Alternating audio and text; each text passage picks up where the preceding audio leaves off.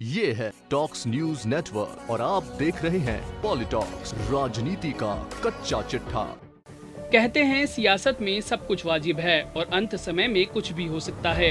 कभी तो घनिष्ठ मित्र जानी दुश्मन हो सकते हैं और कभी पल भर में कट्टर दुश्मन भी मित्र बन जाते हैं। ऐसा ही कुछ बिहार की राजनीति में हो रहा है।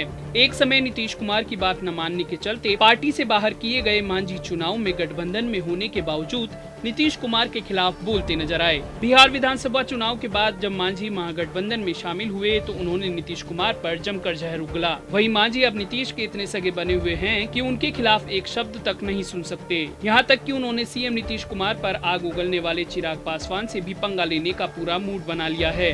कुछ महीने पहले तक नीतीश के खिलाफ बोलने वाले जितिन राम मांझी के मन में अब उनके प्रति प्रेम जाग गया है। एनडीए में एंट्री के बाद अब चिराग के खिलाफ मुखर होते हुए उन्होंने साफ साफ चेतावनी दी है कि वे नीतीश के खिलाफ बगावत बर्दाश्त नहीं करेंगे। उन्होंने लोजपा प्रमुख का नाम लेते हुए कहा कि चिराग ने अगर सीएम के खिलाफ आवाज उठाई तो उन्हें करारा जवाब दूंगा। मांझी ने कहा कि बिहार में मुख्यमंत्री नीतीश कुमार एनडीए को लीड कर रहे हैं, तो ऐसे में उनके खिलाफ कोई बात बर्दाश्त नहीं की जा सकती है।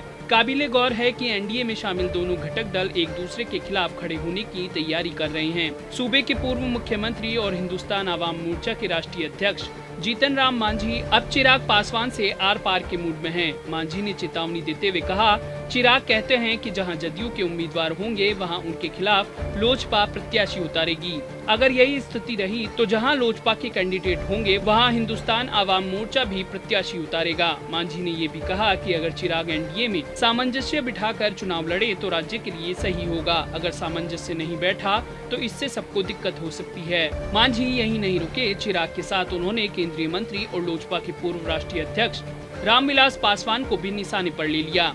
मांझी ने रामविलास पासवान पर 4 दशकों से दलितों की राजनीति करने का आरोप जड़ दिया। मांझी ने कहा कि पासवान ने दलितों के लिए अब तक कुछ नहीं किया और न ही इतने बड़े राजनीतिक जीवन में दलितों को कोई तरजीह दी। ऐसे में रामविलास और चिराग को दलितों को कुछ भी बोलने का अधिकार नहीं है। बता दें, लोजपा प्रमुख चिराग पासवान पिछले कुछ महीनों से मुख्यमंत्री नीतीश कुमार के खिलाफ मोर्चा खोले हुए हैं। माना तो यही जा रहा है कि चिराग केवल सीट शेयरिंग के लिए जदयू को आंखें दिखा रहे हैं। एनडीए को टूटता देख पहले जदयू और बाद में भाजपा की तरफ से भी डैमेज कंट्रोल की कोशिश की गई, लेकिन नहीं माने। यहाँ तक कि चिराग ने यह बयान देकर और सरगर्मी बढ़ा दी है कि वे जदयू के खिलाफ उम्मीदवार उतारेंगे। चिराग के बगावती तेवर की वजह से ही सीएम नीतीश ने मांझी को एनडीए में लाने का फैसला किया। इसके बाद चिराग और नीतीश के बीच तल्खी और बढ़ गई।